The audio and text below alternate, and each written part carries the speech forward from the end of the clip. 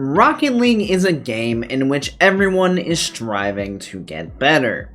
In order to rank up, you need to improve faster than the players around you. Today, I am going to help you do just that. The first thing I want to touch on is free play. Now, ask any high-level player how to get better at the game, and almost all of them will say that you need to spend a large amount of time in free play. And that is indeed the case. However, what most people won't tell you is what you are supposed to be doing in free play. This mode can either be the biggest benefit to your gameplay, or it can be the biggest detriment. It is all dependent on how you choose to use it. So many players come into free play and don't have a plan on what they are going to do. When this is the case, players will gravitate towards doing whatever sounds the most fun. This is normally how you have players religiously practicing flip resets and ceiling shots when they are in Platinum.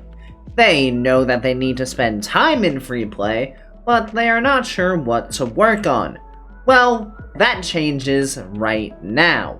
There are two things that you can focus on in free play that will dramatically improve the quality of your game. The first I like to call speed touches, and we are going to combine this drill with another that I like to call wall ball. Speed touches is simply a drill where your job is to run around the field, smacking the ball around as hard and as fast as you can. Literally move as fast as humanly possible, and really focus on making consistent and solid contact with the ball as you smack it around the field. If you notice that you miss the ball every now and again, that is actually a good thing. This shows that we are not comfortable yet in what we are practicing, which means there is still room to improve. This is also a drill where you can feel free to add in some extra mechanics as you move around the field. Did you hit the ball towards the backboard? Well, follow it up as fast as you can and go for that double tap. The key is to make sure that you are going for the ball as fast as possible. Now, the second drill I want to include in this section is called wall ball. In this drill, you are going to consistently hit the ball with power into the sidewall.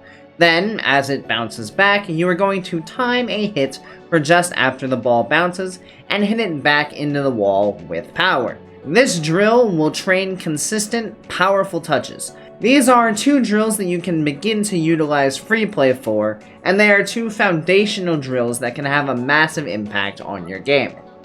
If I asked you what the most important mechanics in Rocket League were, what would you say? I am willing to bet that most people would answer with something other than recoveries, but any other answer I believe to be incorrect. There are no other mechanics that you will use more often than those you use to recover. Recoveries happen countless times throughout the course of a game, and if you are not a master at recovering as quickly and smoothly as possible, you are simply limiting the amount of time you can be effective in a match. Now, to train recoveries, there are three things that you can do that will get you accustomed to any situation you would need to recover from in-game. First off, we want to get used to landing with our wheels on any surface we land on, following the direction momentum is carrying us. This means that if we are landing on the sidewall after going for an aerial, we want to land with our wheels on the wall, obviously, and with the nose of our car slightly pointed down, as that is the direction gravity was carrying us, still facing the direction we jumped in. The last thing we ever want to do is turn our car in the air to face a different direction than the one we were traveling, as when we land, we will lose all momentum and will take an extra second or two to get back in the play. This same situation is true when landing on the opponent's backboard. If we are jumping straight at the backboard, we want to land with wheels on the wall, nose pointed toward the ground. Depending on how high you are on whatever wall you land on, you can then decide if it is faster to drive down the wall or jump off and wave dash. My general rule of thumb is that if you are higher than 2 car lengths on the wall, it will be faster to jump off and wave dash to get back in the play. Now, in order to practice this, you can simply drive around the field and just jump onto and off of surfaces. The side walls, the back walls. Practice aerialing high into the air before landing on a surface, then practice recovering as quickly as you can from where you are. Now, secondly, we also want to be able to recover quickly when we take a shot at the opponent's net. There are going to be many occasions where you either take a shot or go for a challenge, and you end up in the opponent's net. In this situation, you want to follow the rule of continuing in the direction of momentum. If you are traveling into the opponent's net, it is often faster to drive through the net, onto the ceiling, jump off, air roll back to your wheels, and wave dash on landing. To practice this, take shots at the net. Make sure you have disabled goal scoring in your settings, and practice coming out the top of the net to speed up your recoveries. Thirdly, we want to be able to recover as quickly as possible after being bumped. To practice this, simply jump into the air, turn your car sideways to simulate being bumped. Now, upon landing, hold power slide and flip your car around until it is facing forward again. You will need to experiment to figure out which way it is faster to flip your car, as depending on how it is facing, different types of flips will do the trick. So just get comfortable maintaining momentum and flipping out of getting bumped. Mastering these three things will increase the amount of time you spend being effective in the play, and decrease the amount of time you spend flopping around like a fish trying to recover. Training packs are a fantastic resource to use when trying to learn a new mechanic. However, so many people do not utilize training packs to their full potential. First of all, it is important to score the shot as it is intended. So many players will get frustrated that they are struggling on a shot that they will just want to put the ball in the net no matter how it gets there. The worst thing you can do, if the shot looks like it should be scored in a certain way, is wait for the ball to come down until it is a very low or simple aerial, or even worse, catching the ball and just dribbling it into the net. Going back to what I said in the free play section, our training should make us uncomfortable. If you are making yourself comfortable in practice, you are not learning anything. So that is step 1 of utilizing training packs to their full potential. Step 2 is to spice them up. Even the simplest of training packs can have benefits for higher level players. Take the ranked training packs that Psyonix has recently started coming out with. Do you think a GC player can benefit from the silver training pack? The answer is yes. You see, the shots in the low level training packs tend to be really simple, so we want to spice them up. We want to focus on the placement of the shots. Each shot of the pack we want to shoot into each corner of the net. We won't move on to the next shot until we've scored in all 4. We also want to call which corner we are trying to shoot into before we take the shot, so that we cannot take credit for hitting a corner we weren't aiming for. So low-level training packs can be beneficial for high-level players, and the idea of spicing things up applies to all training packs. Have an air dribble training pack? Turn it into double taps or flip resets. Have a pack about dribbling? Turn it into ground to air dribbles or incorporate more into the dribbles. Pop the ball up and catch it again. Throw in some power slides. Training packs are as good as what you can get out of them. So don't just take them at face value. Spice them up.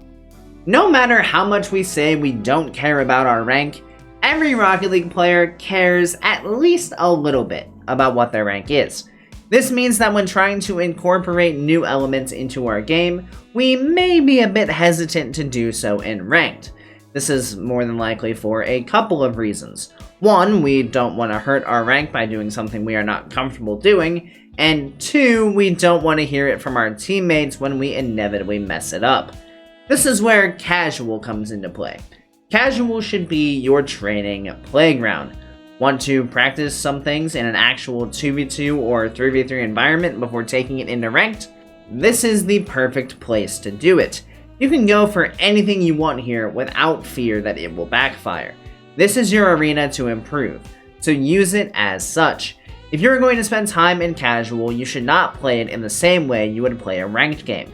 They are different playlists for a reason. So play free, play fast, and work to hone your skills here. Then break them out in ranked for everyone to see. Admittedly, we should all be comfortable just going for things in ranked, but we all know we are slightly more hesitant to try things when there is something on the line, even if it is just a number. I am sure everyone, at some point in their Rocket League career, has uttered these words.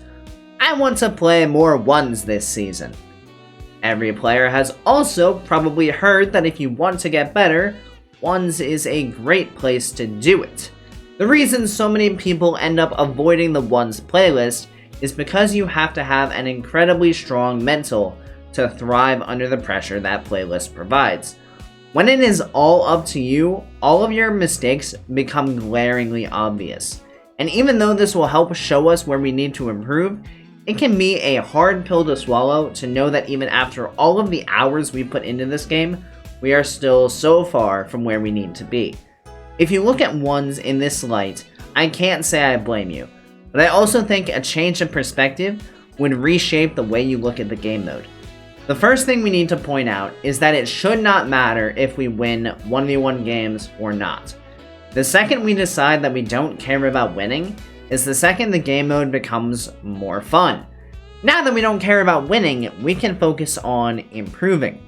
1v1 is a fantastic place to refine your offensive and defensive skill sets. I like to think that it is another form of free play, but now with a defender. So not only are we able to challenge our offensive mechanics by getting to beat an actual player, we can refine our defensive skills by having to defend with no help behind us on all of our opponent's attacks.